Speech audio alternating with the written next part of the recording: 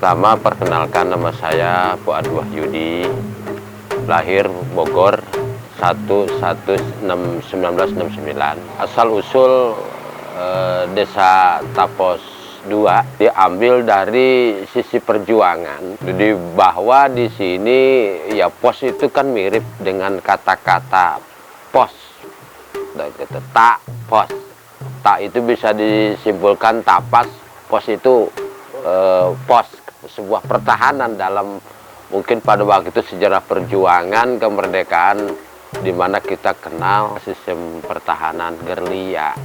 Dari luas wilayah secara peta itu berjumlah 227 hektar. Kemudian dari gambaran kepadatan kependudukan kurang lebih lah sekitar 8.000 jiwa. Batas-batas sebelah utara Desa Cibitung, sebelah selatan Gunung Tapos 1, sebelah barat Kali Sungai Ciampea yang berbatasan secara langsung dengan Desa Cibening, kemudian Gunung Bunder 2, Kecamatan Pamijahan. Kalau sebelah timur berbatasannya Kali Cinangneng, seberangnya berarti Desa Gunung Mulia. Tadi jumlah penduduk diperkirakan 8.000 jiwa. Kalau mata pencarian variatif 10% itu PNS-nya, pekerja pemerintahannya. Kemudian sekitar mungkin 30% itu bergerak di bidang jasa, apa itu sebagai penjahit, apa itu sebagai sopir dan lain sebagainya. Tapi 2/3 sebagian besarnya artinya itu masih mengandalkan pertanian.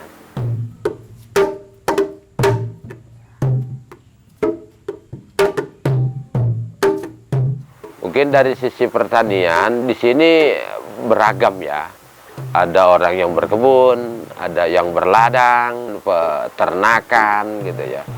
Sebetulnya kalau dilihat dari sisi potensi yang dapat dikembangkan, itu untuk ikon khusus gitu ya, atau branding tadi, desa-desa di Kecamatan Tenjolaya ini potensi sumber airnya tinggi.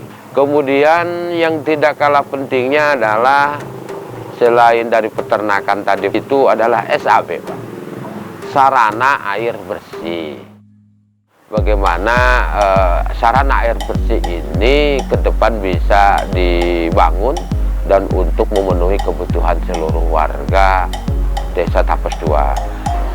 Alhamdulillah, Pondok Pesantren Masaleh Kepala ini sekarang sudah berjalan sekitar 35 tahunan ya. Jumlah santrinya alhamdulillah sekarang mencapai 250 dari setiap daerah, baik itu dari luar kota maupun dari daerah Bogor sendiri lah.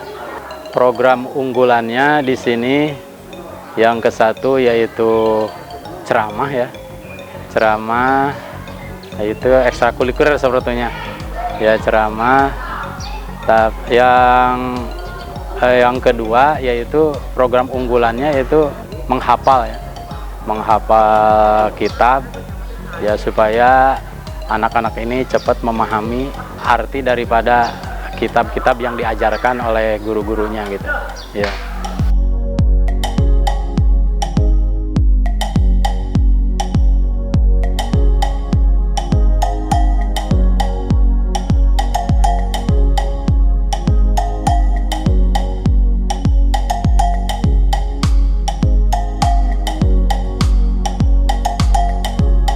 Yang diharapkan itu untuk pembangunan ya, pembangunan ini. Terus yang kedua, harapan anak-anak ini supaya pintar dalam agama, dan yang tujuan utamanya anak-anak ini supaya jadi anak yang solihah lah, supaya bisa berbakti ke orang tuanya dan bakti ke masyarakat, dan untuk umum yaitu untuk negara ya, gitu.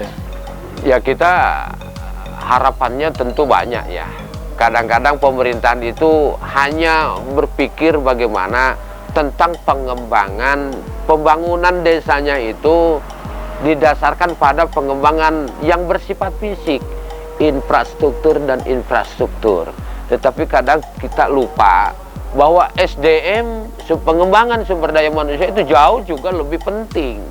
Maka Desa Tapus 2 mendorong secara khusus tentang kemajuan di bidang pendidikan, khususnya pendidikan keagamaan sebagai benteng moral daripada masyarakat yang kita hari ini tahu bahwa perlu adanya banget penguatan di bidang moralitas, yang tentu saja dinding sektornya adalah pendidikan keagamaan. Sehingga kami mendorong di sini kepada pihak pendidikan agar bagaimana penyelenggara pihak pendidikan ini memberikan beasiswa terhadap masyarakat Tapos 2 supaya bisa menikmati pendidikan formal, yang sehingga dengan itu mereka bisa mengembangkan cita-citanya. Itu mungkin harapan yang bisa kita harapkan kepada pemerintah kabupaten, bagaimana ke depan memperhatikan untuk pengembangan dan kemajuan warga Desa Tapos 2 ini.